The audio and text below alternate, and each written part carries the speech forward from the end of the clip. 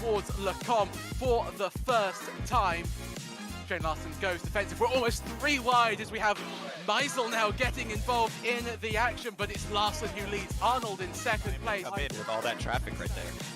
Yeah, really strategic. Oh, there's a big accident there. Who was that spinning out? There's an LMP2 involved as well. The 38 target. Oh, that's wide from P2 there. He's in the barrier.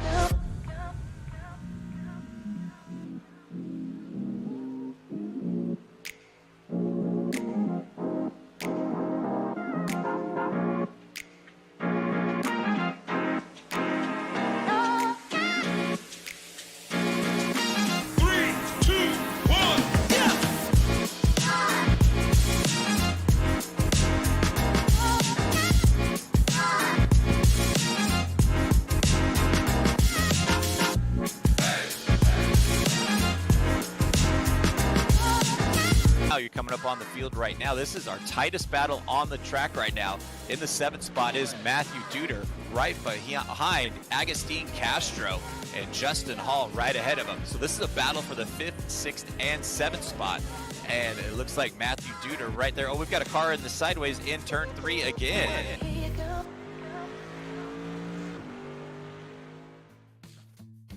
Phillip Island is one of Australia's premier racing circuits, spanning just over 2.7 miles. This twisty, tricky circuit is undeniably one of the hardest tracks to master in the iRacing service. And it might have had a turbulent past, but Phillip Island is once again at the forefront of Australian motor racing, thanks to an extensive rebuild, bringing it up to international standards. And wow, you can see the appeal of this track. As I mentioned, tricky and twisty, a deceptively difficult circuit, which our drivers today will have to master. Welcome to round 5 of season 2 of the WSRL Multi-Class Championship. My name is Sebastian Bosher-Williams. In the virtual production booth tonight is Adam Thompson.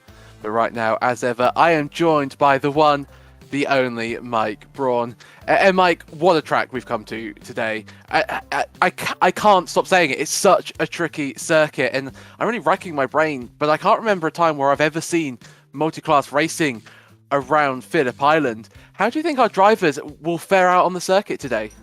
Well, Seb, good evening to you. And I have to say, I am super excited about this race. This is probably one of my top 5 tracks on the iRacing service. With all the elevation changes that are on this track and just the different kinds of turns, and it's so fast in some sections and then so hard in brakings in other, it is just an incredible track. These drivers are going to be stressed to the max to get around here and get around clean. It's going to be real interesting to see what the multi-class does, to see the LMPs try to cut through their 30 GT3 cars that are on the track for today. It's going to be a great epic race, I am sure. Oh, I certainly concur with those thoughts. Qualifying heading into its final minute, everybody, or most people I should say, have already set their lap times. McClellan, a driver who we're becoming very familiar at being on the pole position. I think everybody, in fact, in the LMP2 class has set their lap time, so McClellan looking very good at getting another LMP2 pole position. But then it's Bradley Elvis in the 296 machine, and Koshko up in second place. Mike, an AM driver in second overall. Superb effort by the 307 entry. And then down the order, it's so tight. I mean, if you just look at this man on your screen at the moment, Gritzko, 1/1000th of a second behind Hoffman for 9th. So gaps are almost non-existent in qualifying, and surely that's just going to add a little bit more to the race tonight. Yeah, this is good. If the qualifying is any idea of what the racing is going to be like tonight, this is going to be probably one of the premier races of the season. This is just going to be a super tight battle, and I think it's going to be a knockdown fight till the end for sure. Wow. Here is your grid for the race tonight, and Conor McClellan is your overall pole sitter. Wayne Castile will line up alongside him on the first row. Important to note that Castile was quicker than McClellan during practice, but Castile almost 3/10 off Conor in qualifying. Justin Pereira lines up third with Q Nins in fourth place. Will Coffey starts fifth with Kansas Gentry in sixth place. Chuck Muro in seventh with Joshua Benjamin rounding out your 8-car LMP2 grid for today's proceedings. In ninth, Bradley Alvis, well, he starts ninth overall, but first in the GT3 class. Koshko, alongside him, two pole sitters lines up side by side. Alvis for the Pro-Ams and Koshko for the Ams. Jake Luther starts third in class with Diego Airy in fourth. Justin Hall starts fifth alongside Matthew Duida in sixth place. Dre Divac starts seventh with Leon Clover in eighth place. Brian Hoffman ninth with Christian Gritzko rounding out your GT3 top 10. Eric Rodriguez will start 11th place alongside Andrew Chorostecki. Zachary Robinson in 13th place. Kevin Medina 14th. Kenneth Michael 15th. Chris Sanchez in 16th place. Jerry Routledge in 17th. 18th is Bjorn Stange. 19th is Daniel Curo. And 20th place goes to Stephen Finch. Dominic Angelicio is 21st, Brandon Johnson 22nd, Brett Accord in 23rd place, Lilac Zer 24th, Jay Fuller 25th, and Eric Lexky in 26th place. Michael Hillier 27th, Augustine Castro starts 28th place, with Nicholas Norwood 29th and last, and the only driver at the moment, Mike, to not be out on the circuit, so I don't think Nicholas Norwood will at least take the formation lap and the start of the race as the pace car pulls away. So a full out lap we have in store for you tonight. So what was that, a 28 car GT3 field then? And surely the GT3 drivers must be quite happy that we've got a little bit of a reduced LMP2 field today, only 8 entries, just because how tight this circuit is and how difficult it will really be to have the LMP2s barge past you when you're in your own GT3 race.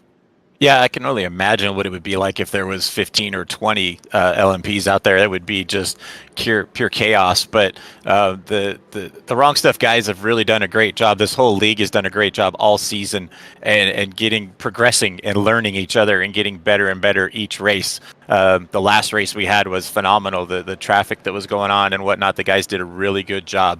But one of the big points that's kind of interesting to me is seeing Agustin Castro on the back row. And it looks like he might not be on the track right now, possibly. Oh, there he is. Yep, the very last car on the field. I mean, the guy's won 3 races so far this season, and here he is dead last to the GT3 field. I'm wondering if he had some kind of connection problem or off tracks. I mean, this track is going to be... There's going to be a lot of cars off the track. That is just the way this race is going to run. There's going to be a lot of guys going off track into the sand, into the dirt.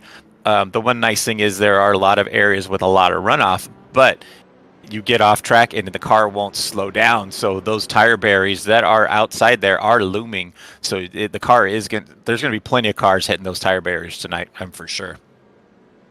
Well, we saw that happening in practice. Many drivers falling foul of the track, like you mentioned. Very surprised by where Augustine Castro finds himself in the qualifying session. I'll have to see if that's a little bit of a strategic choice or if something went wrong in qualifying, but it certainly did not go wrong for this man on your screen, the 92 of McClellan. He will take the field under green. He is your race leader as he rounds now the final few corners. The pace car will pull in and Conor McClellan will get ready to to start this race. Castile starts alongside him as they round the final corner and we get ready to go racing for the 5th time this season. Will it be Castile or will McClellan reign supreme once again? He decides to get this race underway nice and early. That's going to allow Castile to gain in the slipstream, but it's Barrera making a move on Castile. They're almost 3 wide as they head down towards turn 1. The GT3s get away as well. It's a poor start from Koshko. He's down into 4th place overall. It's disastrous, in fact, for the 307 car as they all wind their way into turn 1. Looks fairly clean in the GT3 field as well. Elvis, though, losing a place. Luther up into the race lead. Elvis in second. Hall has found his way up into third place. Koshko fourth, battling with Diego Eri side by side. Jorostecki there, you see the 346 entry as they all now make their way through turn 3 up towards the Honda hairpin. Everybody remaining fairly nice and tidy so far. Late send there by the 301. That's Divac on Jorostecki. He'll get away with that. No contact made. Almost quite miraculous that no contact. Oh, and there, as I say it, a little bit of a kerfuffle there between a BMW and a Porsche. They'll get away with that as they head down towards the mid-section of the track. Turn 7 up to Hayshed. Now up towards the Lurkey Heights. They're almost 3 wide into the braking zone of the left-hander. The 219 car of Gritsko. What can he do? Does he want to make a move early doors? Or does he just want to conserve his car? Sanchez finds his way past Medina further down the order. This is Joey Routledge, the only Ferrari driver in today's proceedings, being passed left, right and centre at times. Daniel Curo there surviving a little bit of an onslaught from the Mercedes behind him. But Mike, everybody miraculously, as I said, gets away without too much damage. And only Nicholas Norwood is in the pits and he didn't start the race. I did not have that on the cars. I did not have that on the cards for today's proceedings. No, I didn't think so either. But I mean, Joshua looks like the first car to get sideways coming around that turn 11 and 12 area. But it was a super clean start for especially the GT3s. I mean, there's so many of those guys were running side by side, 2 wide, 3 wide down the straights, and they were able to keep them all together and get around nice and cleanly.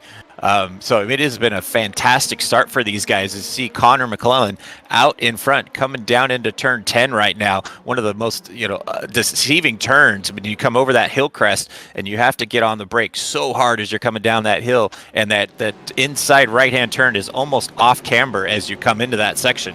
So it is a brutal turn to get through, and it's a good passing opportunity if you can get to your car in front of you, but it's so hard to get hard under the brakes as you're coming down the hill like that. We see Augustine Castro already up into 20th place, so that's 8 places gained since the start of this race, which I remind you is only 2 laps. Almost contact, I think, there.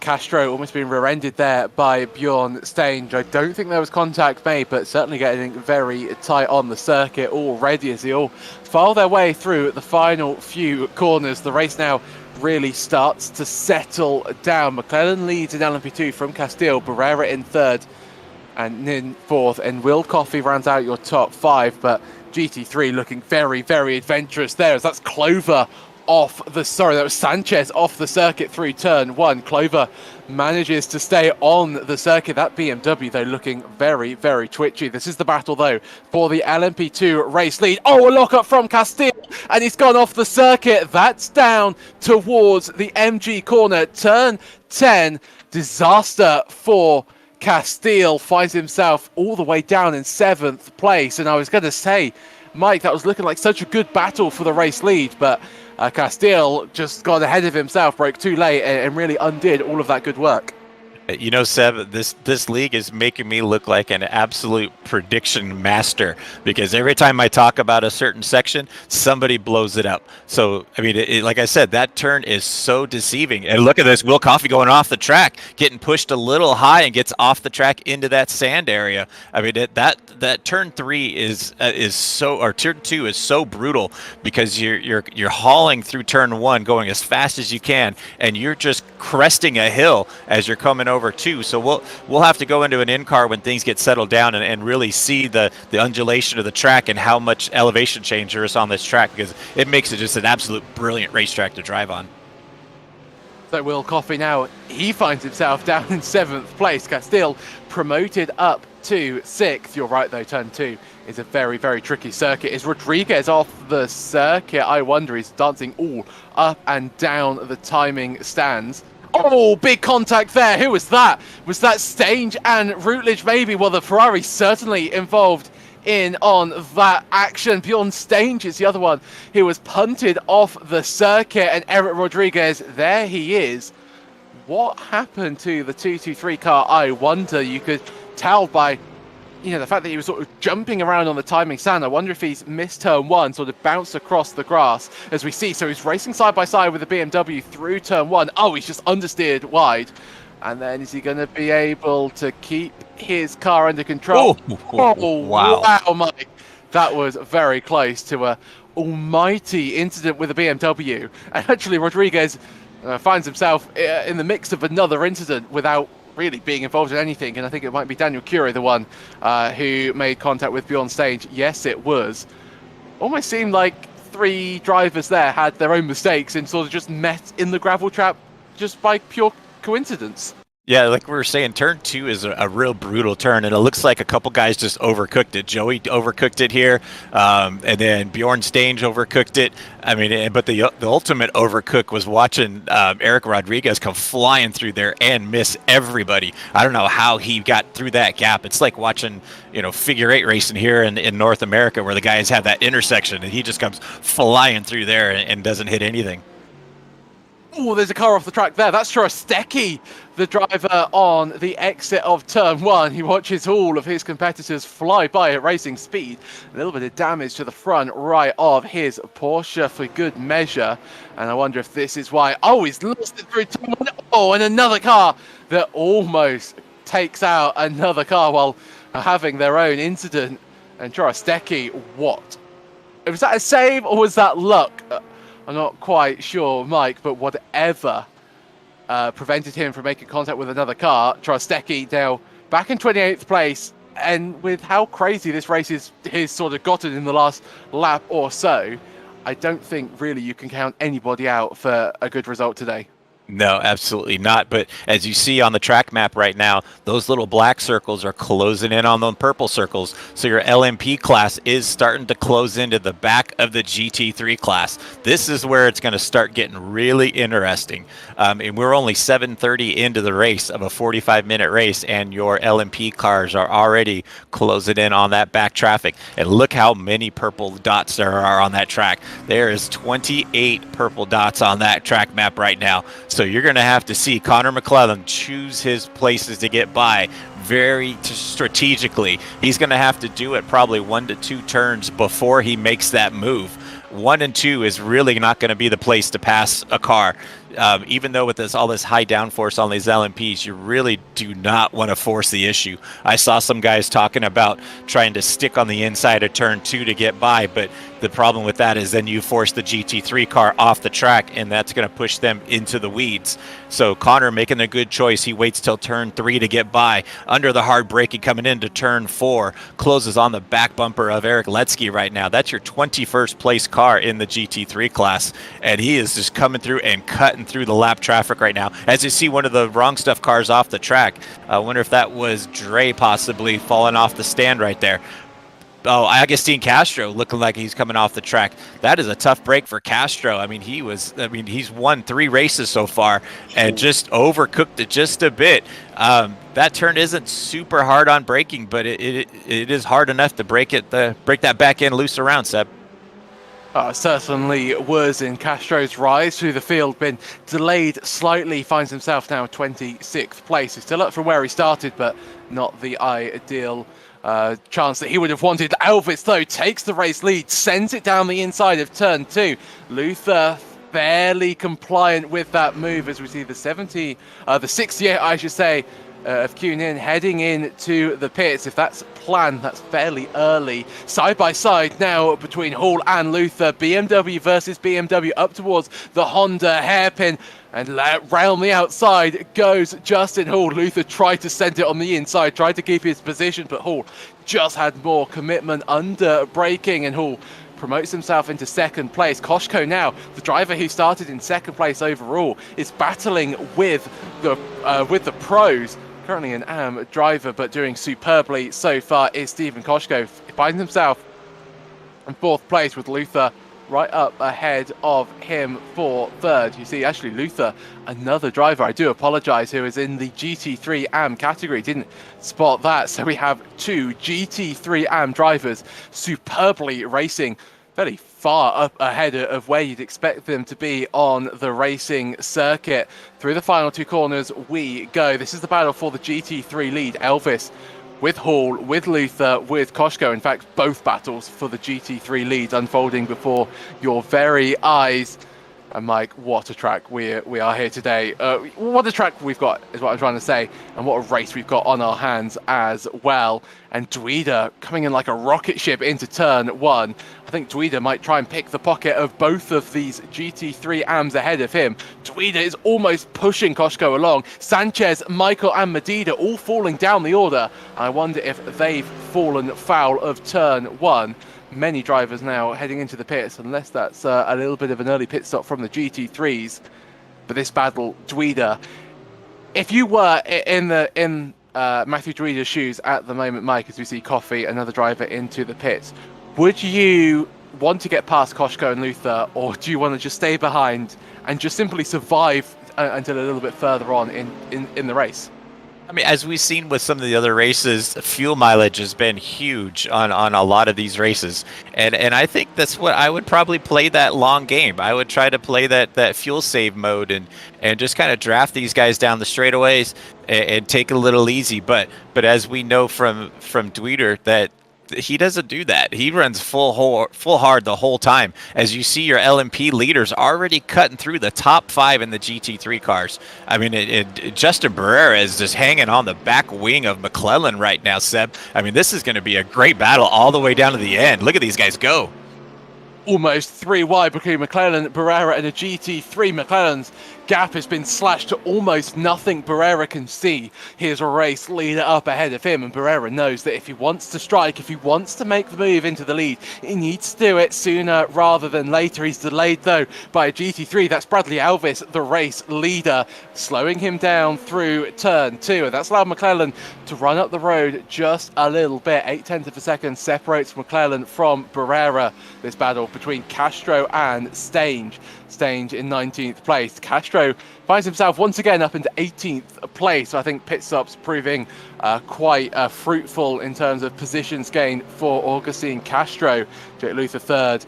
Right behind him is now Matthew Dweeder. So Dweeder's found his way past Stephen Koshko while we're watching that melee with the LMP2s. So Dweeder, can he get up into the overall podium? Oh, that's Augustine Castro off the road, the 214 Porsche, and that looks like some heavy front end damage.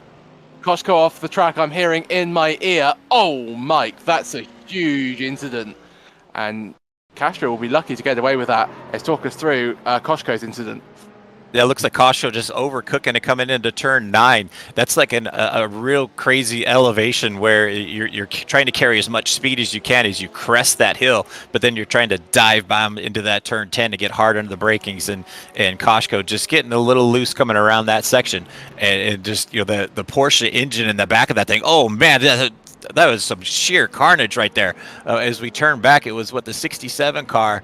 Muro's round. Sorry to cut across you there, Mike. Muro's spinning round. Oh, Dweeder's caught up in it as well. So is Hall. So that's huge implications for the GT3 field. Luther as well, I think, was caught up. Diego Eri is now up into 4th place while all of that was unfolding. But look at that. Justin Hall, your current race leader. A little bit surprised by that if you can't tell from my voice.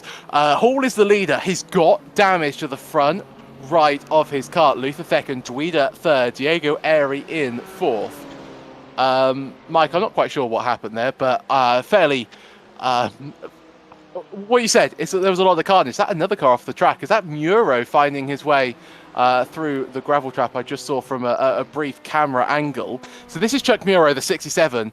Oh, and he's going to go straight into the wall when he's approaching the corner. So that's damage induced, maybe. But Mike, and I'll tell you what, Mike, talk us through what happened here. I don't know. It looks like the 67 of Muro gets into that GT3 car right there. And then Castile and Muro get together as well. We might have to back it up just a bit more to be able to see what's going on that section. But it was just a little late on the impact as we're coming in here. They're coming out of turn 1 here. And coming into turn 2, and it looks like, oh, they just they just rear-ended the poor Porsche coming into that section. Muro Bradley just Alves. lifted. Yeah. So that was Bradley Alves, the Porsche that was there when we saw him before turn 1, and then ended up not being there. Alves, that was your race leader. GT3 leader. That is right. Yep. And Alves really being shown the wall fairly abruptly. Nothing the 296 driver could have done to avoid that. And so that did have huge implications. That's why we're also, so I was also surprised is Christian Gritzko. Oh, he could have capitalised on the carnage ahead of him, but he's gonna just about keep it out of the barrier. But Gritzko making a costly mistake. So, well, I think things are calming down just a little bit on the circuit. So let's give you an update of what's actually happening on the circuit at the moment. Justin Hall leads in GT3 from Jake Luther in 2nd place. Matthew Duida is in 3rd. Diego Eri in 4th place. Stephen Koshko 5th. Dre Divac in 6th. Zachary Robinson 7th. Leon Clover 8th. Brett Accord 9th. And Chris Sanchez rounds out your top 10 in GT3. Hall, however, has damage. Luther does not, and Luther is an AM driver. Currently, some 2-3 places ahead of Koshko in 2nd place in the GT3 AM Championship. In the race standings, I should clarify. Hall is the race leader, but that damage will be affecting him, won't it, Mike? You know, we're both GT3 drivers. I think you're much more current when it comes to racing these cars, but that certainly would not be helping your lap times. No, absolutely. As high speed as some of these sections are, that's going to be dragging him down a couple miles an hour, especially down that long front straightaway into turn 1. But Justin Hall has been doing a masterful job of staying ahead of Jake and holding on to that position and holding on to that pit stop. Once he gets into that pit stop, he can do that fast repair and get that front end repaired, and then we'll have to see what happens after that. But we should start seeing pit stops here shortly from the LMP guys. I'm guessing probably in the next lap or 2. And then the GT3 guys will probably come in around the 20... I'm guessing about 25-minute mark, so maybe. We'll have to see how that rolls, but I really do think the LMPs are going to be coming in soon, and then that's going to tie them back into the mix even more with all the lap traffic coming around. I think Robinson's fallen off the circuit. He dropped a few positions down into 10th place. We'll have to watch and see when the drivers decide to come into the pits. We have a look at Bjorn Stange, a driver who has had his fair share of incidents on the track early doors, but currently finds himself in 15th place. Up ahead of him is Fuller. And make his way past. I was saying that Jerry Rutledge is the only Ferrari driver. That's emphatically not the case. Jay Fuller is the other Ferrari entry. So it's nice to see a few non-German manufacturer cars. The only other one on the circuit is Brandon Johnson in a Lamborghini 68 car there of Nin, almost colliding with the back of Duida. Gets away with it without any damage, but had a little bit of a flashback there with an LMP2 getting a little bit close to a GT3 down towards the southern loop, turn 2. There is your race leader, Colin McClellan, into the pits, and so is your 2nd place man, Justin Barrera. Wayne Castile also comes into the pits, so the top 3 are very close for comfort in the pit lane, and Joshua Benjamin will make it the top 4, all in the pits at the same time. McClellan and Barrera already, though, exiting the pits, and McClellan has had a fairly good start to the race. He got a little bit caught up with the traffic, but managed to hold off Barrera, didn't he, Mike? And now that gap is 1.7 or so seconds. It's not the biggest gap that we've seen McClellan have, but it's certainly a nice buffer around a circuit like this. So everything's looking fairly good for Conor McClellan, at least at the 20-minute mark. Yeah, no, Connor's got a good control of it right now, but that Justin Barrera is keeping him honest. He's staying right behind him, and I mean, these guys have been not separated by much more than a half a second pretty much this whole entire race. Now you see that battle for the 3rd spot. Q Nin made that early pit stop, kind of off schedule from everybody else, and was able to get him out into the 3rd spot right now. But Wayne Castile running in the 4th spot, fresh out of the pits. Wayne was up into the 3rd spot before the stop and was dropped back into 4th. So we'll see if he can get by him right now as we're reaching in onto that 20-minute mark. 20 minutes down and 25 minutes to go. And as you were talking about car manufacturers earlier, Seb, we've got every manufacturer of GT3 car that is on iRacing in this race because Lilac Zier is still rocking that good old trusty GT40.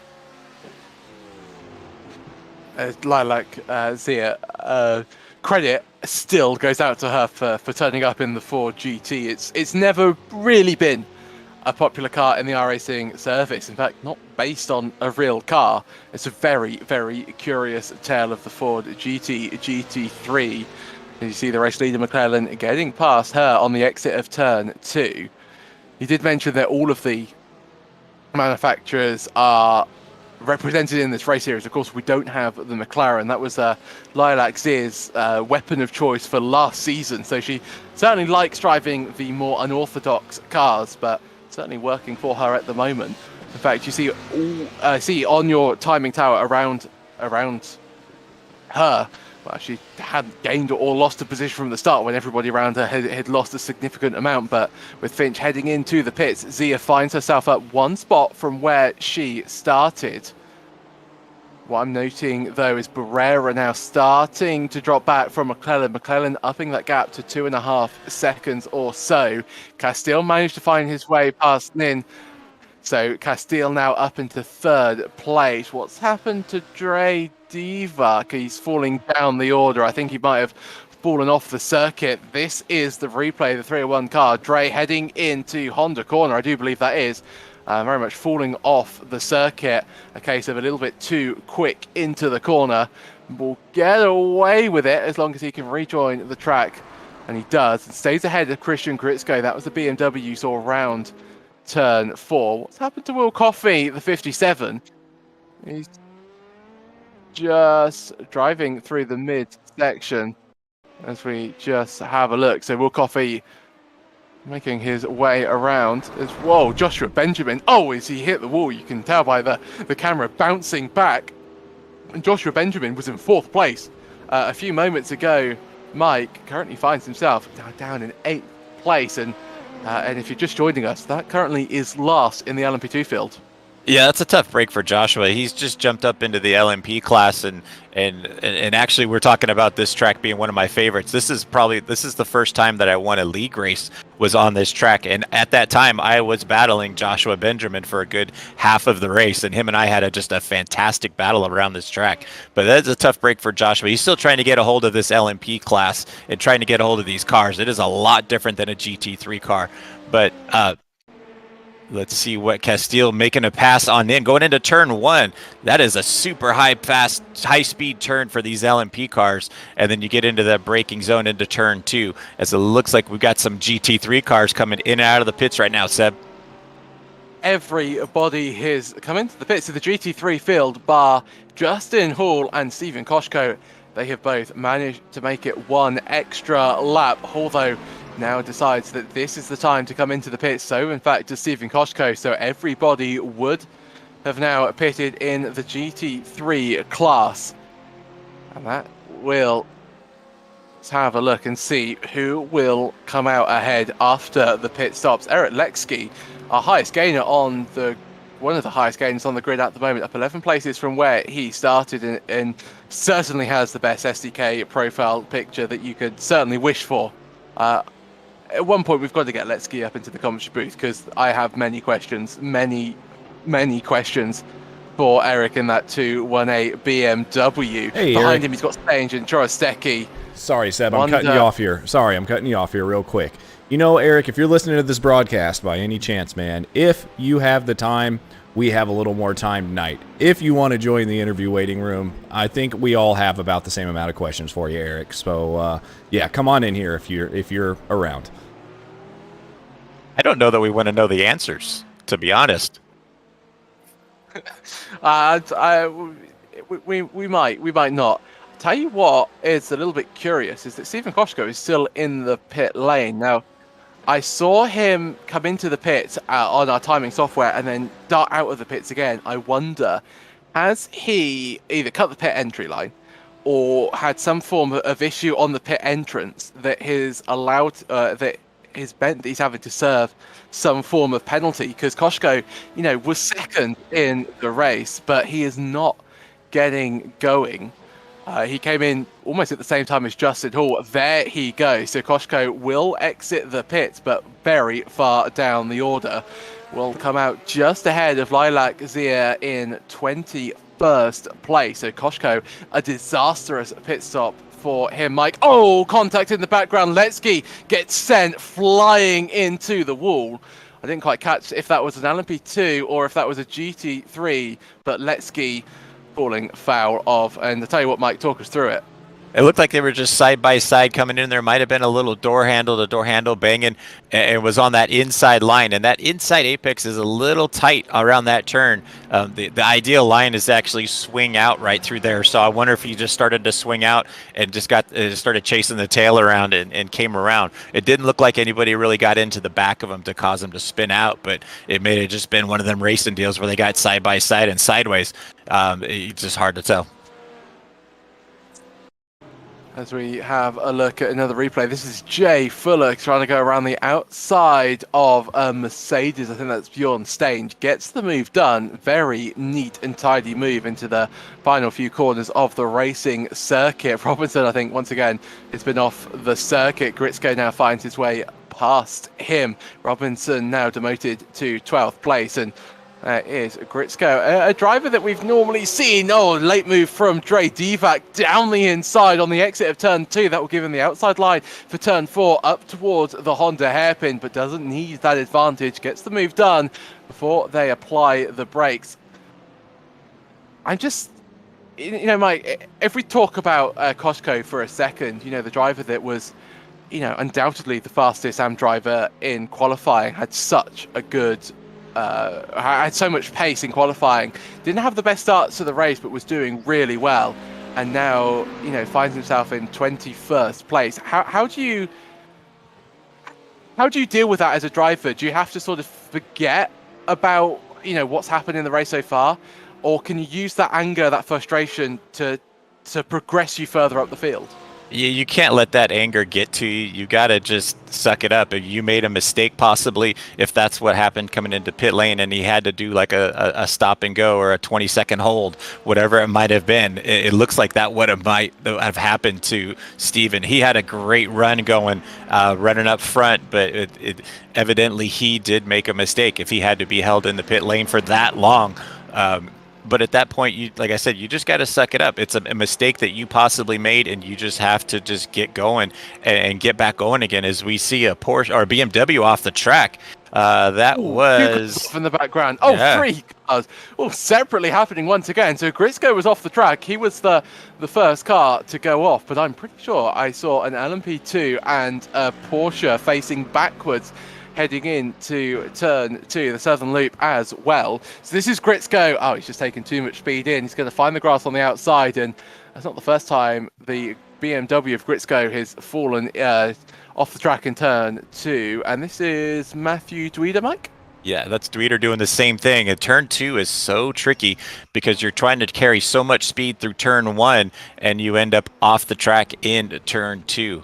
It's so trippy out there. And look at Castile now off the track as well. And it looks like the same area that is turn 2 possibly. Yep. So, I mean, they're coming around right now down into turn 10 right now. Bjorn Stange in the 15th spot. He's got that battle right behind him with Jay Fuller. But I think let's do a little in-car lap around with Dre Divac. Dre's running in the 10th spot right now. But as you see, we're coming into turn 1. It's almost a blind turn when you first come in here. You get real late on here. You want to hit that inside apex as much as you can. Then you get hard under the braking here. And this is turn 2. It's real deceiving. It's like an increasing radius almost, where you have to really get that inside tight line to come out of there. And you want to get on the power as early as you can to carry down this straightaway into turn 3, which is still full throttle. And then you're going to come up here into this tight right-hander, hard into the braking, into the turn 4. You want to get a real late apex and get high out here into that off-track area there. Then you want to come into turn 5 and 6, real late into 6. You want to get a late apex, as you see Dre doing a good job here, and he's doing everything I'm telling him to do, and he's not even listening, doing a great job coming into 7 and 8. And you're trying to carry as much speed up into 8, into 9. So this is that uphill section coming into 10. It's real deceiving. You get down on the brakes just a little bit. You let the car get real light here, but you want to hang on to it. Then hard into the brakes into turn 10. Hit that tight apex around here. Get power back on. And you get a hard onto the throttle to come around 11 and 12. You don't want to get into those curves because they are pretty high on that inside of 10 or 11. And then you get out at turn 12, you get just a little bit of curb and go down the straightaway. And that is a full lap around here, around Phillip Island, with the LMP getting by you on down the straightaway. Good run there, Andre. It was a superb lap. Thoroughly enjoyed watching him tackle this Phillip Island circuit.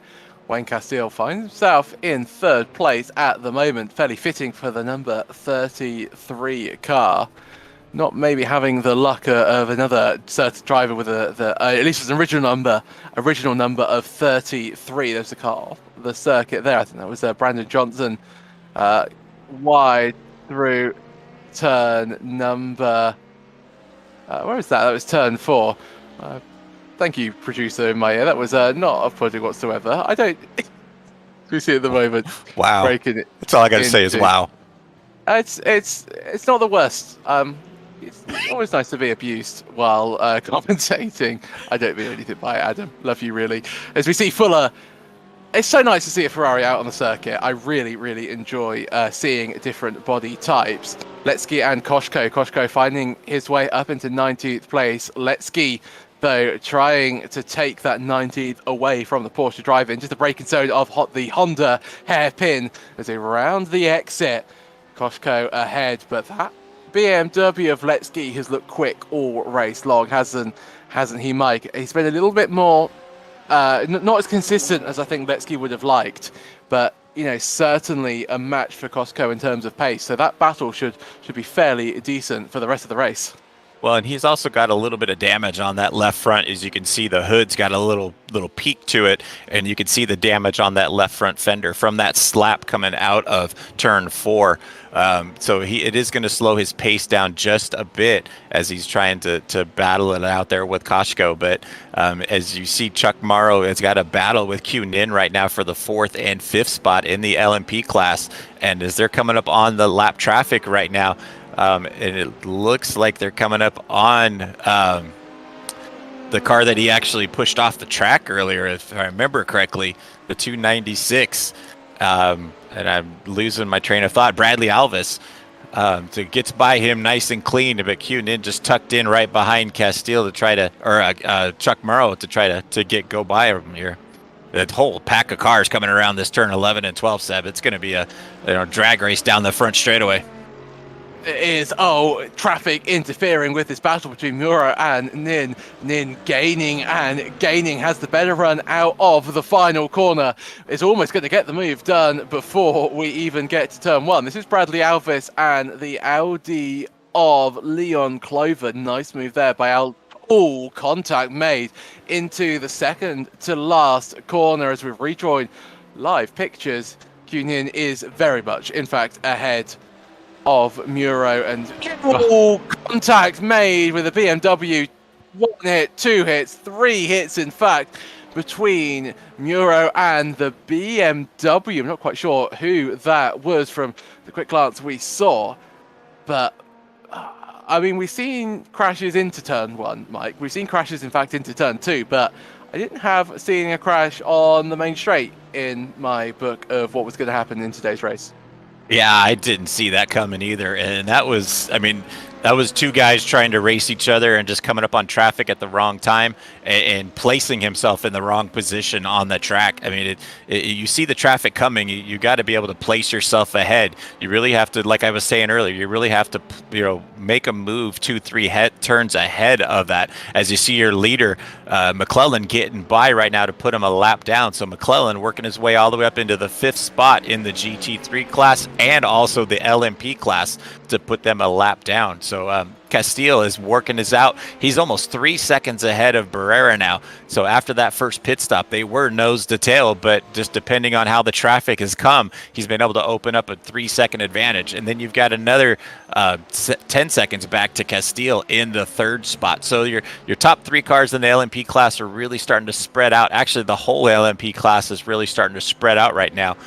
So everybody's getting around there. They seem to be doing fairly well. It's actually going a little bit better than I expected, but we still got 10 minutes left on the clock. So you know how things get settled in on some of these other races, then all of a sudden all heck breaks loose with 5 minutes to go, Seb. I think you're fairly brave to start talking about how good the LMP2s have been. 10 minutes of racing is a very, very long time. Certainly around Phillip Island, Joey Routledge, I think, is falling off the track on the exit of turn 2. You see, I think, the time marks there. The Ferrari driver falling down is at LMP2 assisted, well, not contact-wise, but pushed wide, I think, for distracted by the LMP2 making their way past. Christian Gritzko, currently 14th place, trying to find his way past the other Ferrari driver of Jay Fuller, was right on board with Gritzko through turn 5. We go, the long left-hander waiting to get onto the power. We head up towards the mid portion of the circuit where the elevation changes really present themselves in quite spectacular fashion. Gritzko, as Fuller goes very, very wide, almost surprises Gritzko. Gritzko gets past, and Christian Gritzko inherits the unlucky for some position of 13th place. But if you look at your LMP2 field, not much happening there in terms of positions gained. Jake Luther, though, is off the track. Is he? That's the second place man in GT3. In fact, Jaguari finds his way past Luther. Luther loses a spot, is now down in third place, still on the podium, but 1 place lower than he was a few moments ago, Mike. And I think this might be the reason why Jake Luther lost a spot. Yeah, it looks like Jake just overcooked it coming into that turn. That's turn 4. It's a really easy spot to overbrake in there, or lock them up, or just completely miss your point because you're trying to dive into that section so hard. So that's possibly what could have happened. As you see, Matthew Jeweter in the 5th spot right now, right behind Chris Sanchez. That is going to be a great battle for the 4th and 5th spot. Both of those guys in the Pro-Am class. As you see a car just off the track there. Looks like Dominique Angelichio. Yeah, here comes Dominic coming around the section. It looks like he get into turn 10 just a little hot in that off-camber, over hill section. Angelichio doing a great job to bring it around the inside of turn 10 and not cross the track to come into the oncoming traffic. Oh, it certainly was. LMP2s come in to the pits for their second stop. Mike, thank you very much for that there, and thank you once again. Guida in 5th place, Sanchez in 4th. Guida, a driver that has really been up and down in this race. Really sort of had the pace, but not had the luck. Stephen Finch, another driver we can add to our tally of drivers struggling through turn 2. That gravel trap has been working overtime. I think, thankfully, but Justin Barrera has gained a huge amount of time in the pit stops there, Mike. That gap was, almost 3 seconds. It's now separated by, car lengths. You don't need to worry about time. Barrera and McClellan, and I wonder, has Barrera short-fueled? Almost sends it to the inside through turn 6. Got 2 GT3s up ahead of them, flashing the lights. There is Justin Barrera, frantically trying to usher the GT3s out of the way as they head up towards turns 7, 8, and 9. McClellan is on the ropes. He's really struggling for pace. He's got a GT3 up ahead of him, and Stephen Finch tries now. His Finch is wide, forces McClellan to back off the throttle. They both get through and past Stephen Finch. The BMW, though, not helping either LMP2, but as they round the final corner up towards the start-finish straight, McClellan has got a lot of work to do if he wants to keep this race lead. Barrera is gaining in the slipstream. McClellan pulls to the inside. It's going to Barrera to go around the outside. They're side by side through turn 1. This is for the race lead. Barrera will have the inside line for turn 2 as they apply the brakes. Justin Barrera sees the fresh air ahead of him, but McClellan gets the cutback, tries to make it work, and he does. McClellan retakes the race lead, and Barrera had a brief glimpse of what it feels like to lead around Phillip Island, but McClellan took it right back. Up ahead of them, though, they have Duida and Sanchez. Do not for one moment, Mike, think that this battle is done and dusted. Barrera gets a better exit, thought he'd send it up the inside. As we head now, Duida has to get out of the way. McClellan manages to put a GT3 in between himself and Barrera now a little bit more adrift of McClellan as they head up through the middle section of the racetrack. Barrera, I'm just a little bit worried, Mike. Do you think he's underfueled to reduce this gap to what it is at the moment? He's driving in full send mode right now. I don't think he really cares about the fuel. If he did short fuel, he's just trying to go for the win. With less than 5 minutes to go, he's trying to get back up onto to McClellan as they come down the straightaway. I mean, he's almost 1 second back now, so he's just starting to fall back out of that drafting range. But they're cutting through. I mean, McClellan just cutting through the LMP or the GT3 traffic right now. I mean, that was a spectacular move. And what that does is it puts Barrera back behind those guys coming into turn 1, and it opens up that gap to just over 1 second now. So as they're coming out of turn 2, McClellan stretching his lead out to 1.3 seconds right now, Seb. Yeah, that was really crucial, wasn't it, for McClellan to get that move done through turn 1. And we've seen, Connor be equally as decisive in traffic, as cautious at times. He really knows what tactics he needs to make it at what portion of the track. What has happened to Brett Accord, I wonder, is falling down the order at a fairly rapid rate. Oh, another driver that you can add to your turn 2 tally, Mike. We'll get away with it. That's a tough break for Brett. He was up 16 spots at that point of going off the track, so he was doing a great job on driving around there. But we got a great battle right now with Jake Luther going on the inside of Diego Airy coming into turn 10 and 11 right now, Seb. Diego Airy demoted to 3rd place. Luther retakes that 2nd place in a superb race so far by Jake Luther. 2nd overall. But leading in the GT3 AM category, Airy 3rd. What can he do?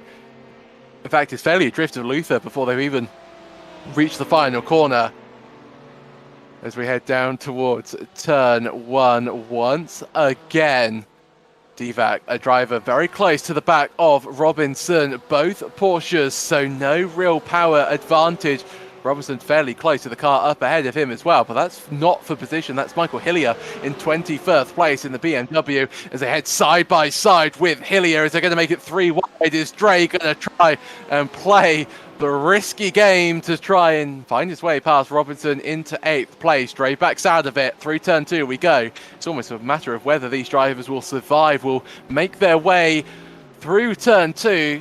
Thankfully for Robinson and Divac, they both do on this occasion.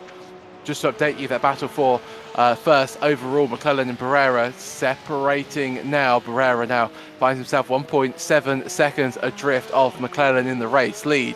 On board with Divac, though, through Honda hairpin up towards turn 5.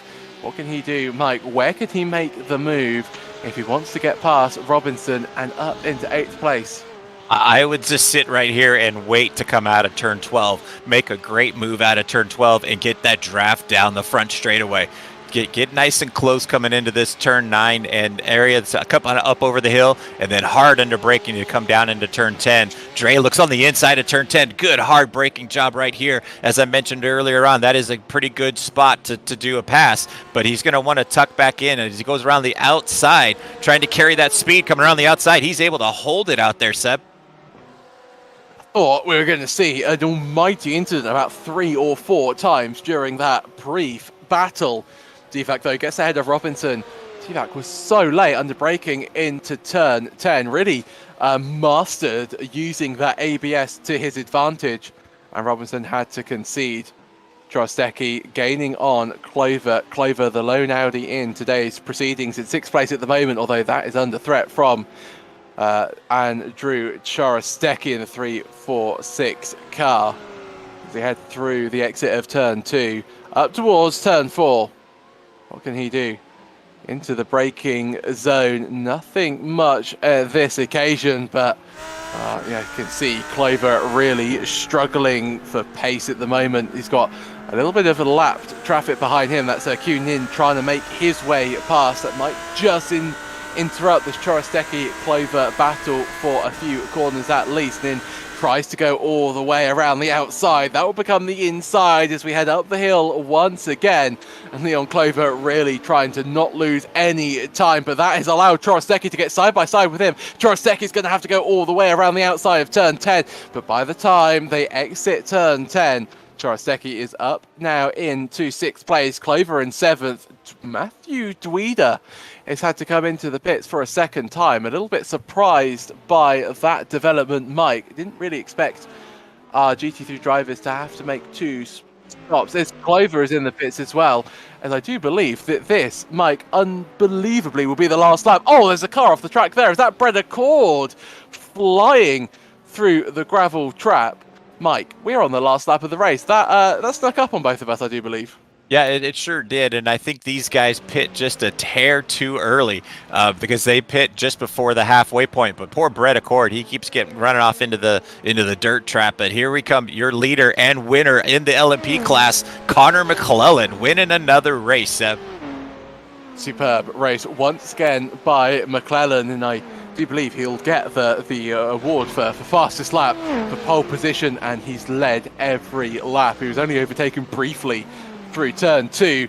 Barrera will finish in 2nd place, with Wayne Castile rounding out your LMP2 podium. But what can you say about Justin Hall? Up 4 places from where he started, has mastered this race and will come across the line to win in the GT3 category, and Jake Luther will be in 2nd. Oh, Chorosteki's off the track and he's losing 1, 2, or might even be 3 places with Joey Rutledge. Yes, Joey will find his way past Chorosteki. It's all fallen away from him in the final moments of the race. Luther will finish in 2nd place overall, and the leader in the GT3 AM category, Robinson, gaining on Divac. This is round 2. 2 Porsches going side by side. Dre covers off the inside line. It's going to be a drag race towards the start-finish line, and it will be Divac that just edges out Robinson for that 5th place.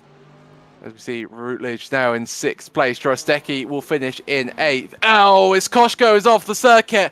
Miraculous save by the 307 car.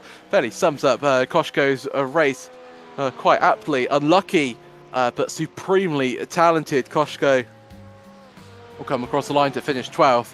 Down 10 places for the Sapphire Simsport driver.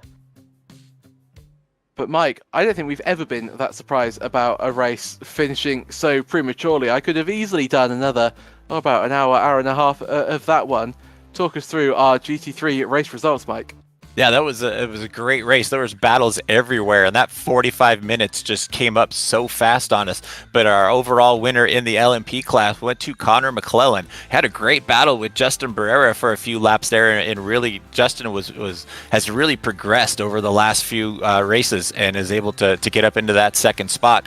Wayne Castile ends up in the 3rd spot in the LMP class. Q Nin, after pitting really early, getting kind of off cycle with everybody, was able to pull off that 4th spot. Will Coffey finishing in 5th. Then you have Kansas Gentry, Joshua Benjamin, and Chuck Murrow finishing out your top 8 cars in the LMP class. And then your GT3 class, Justin Hall out in front, taking the win in the Pro-Am class. And in the Am class is going to be Jake Luther with that 319, as Justin Hall doing his victory donuts. That guy has mastered the victory donuts from earlier in the season.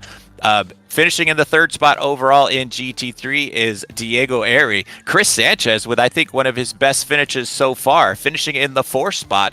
Andre Divac finishing in the 5th spot.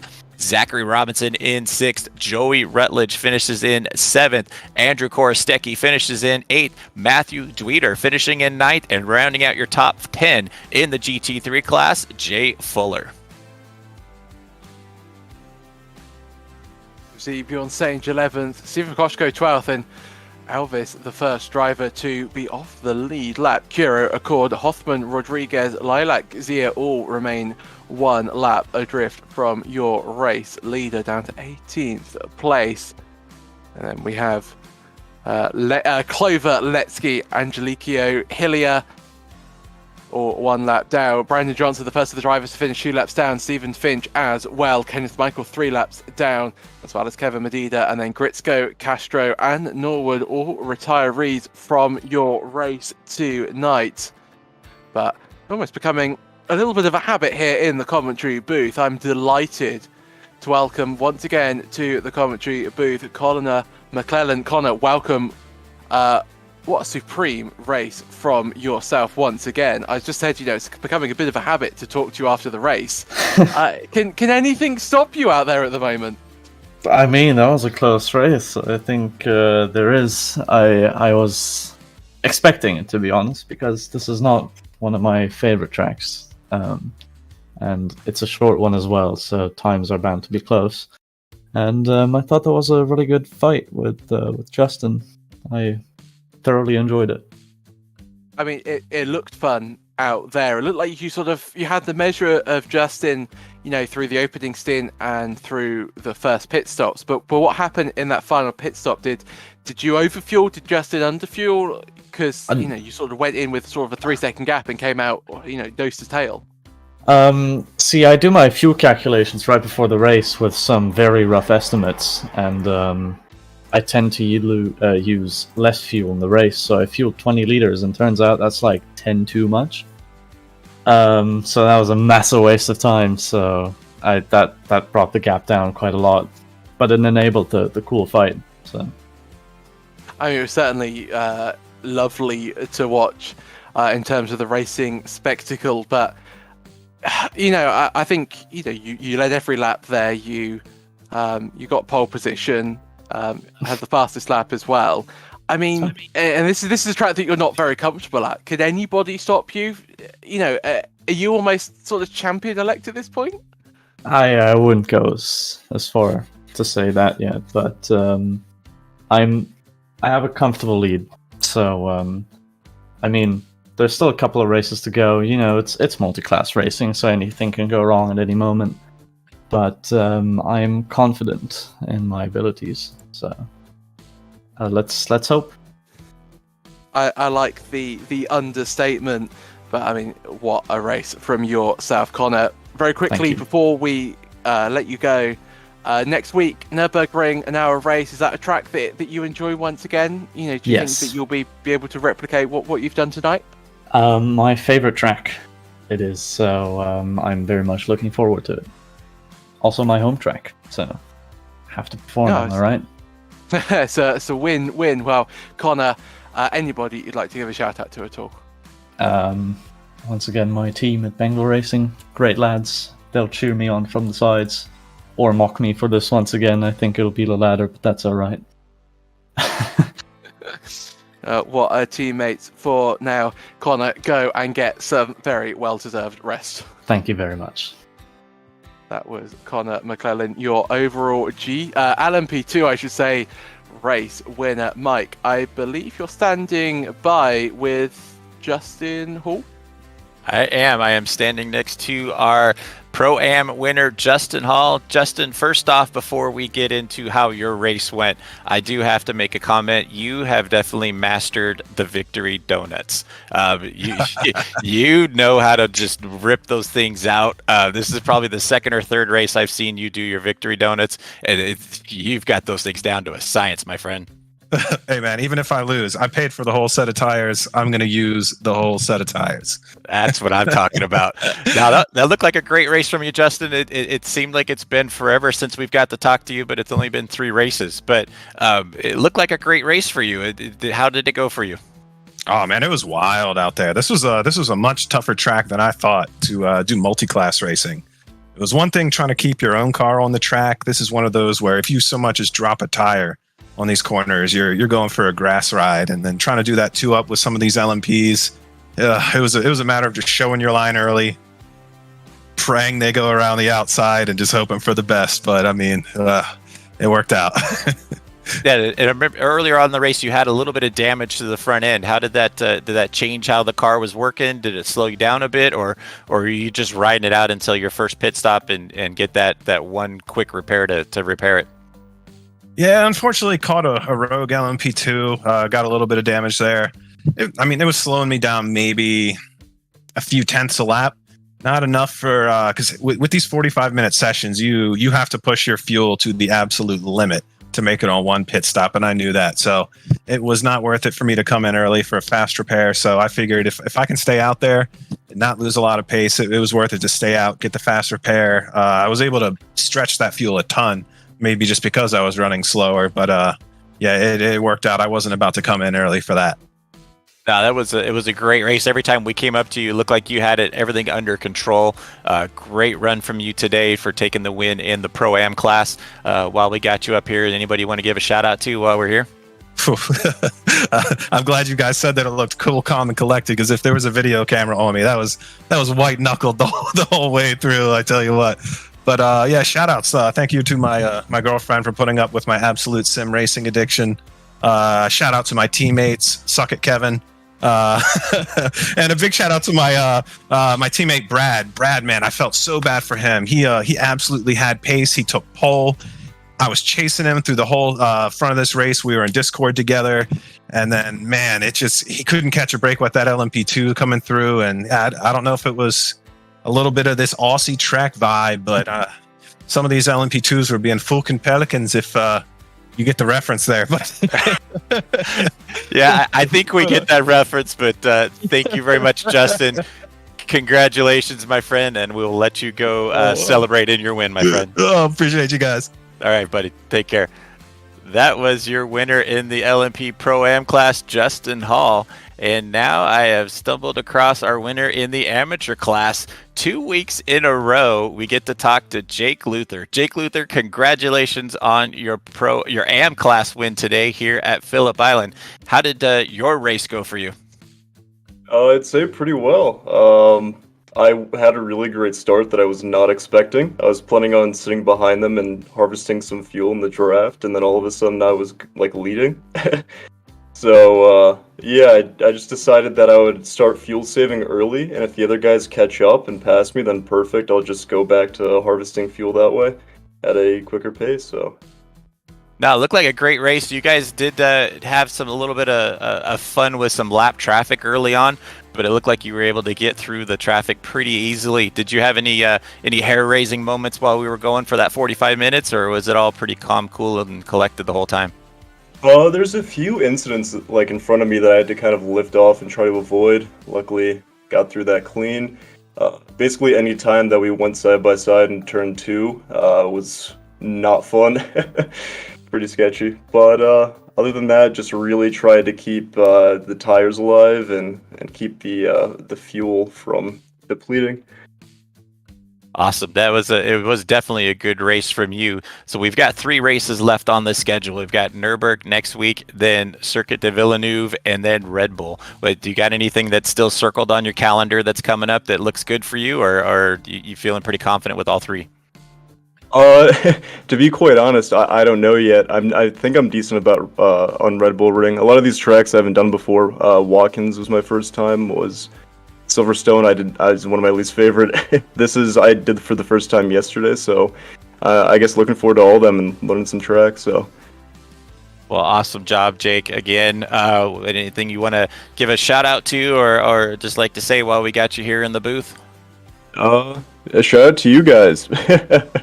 Hoping to see the broadcast and see how it went, but you guys have been killing it lately. So, and shout out to my teammate. He's been Chris Gritzko. He's been helping me with a lot, giving me a lot of advice. So, yeah.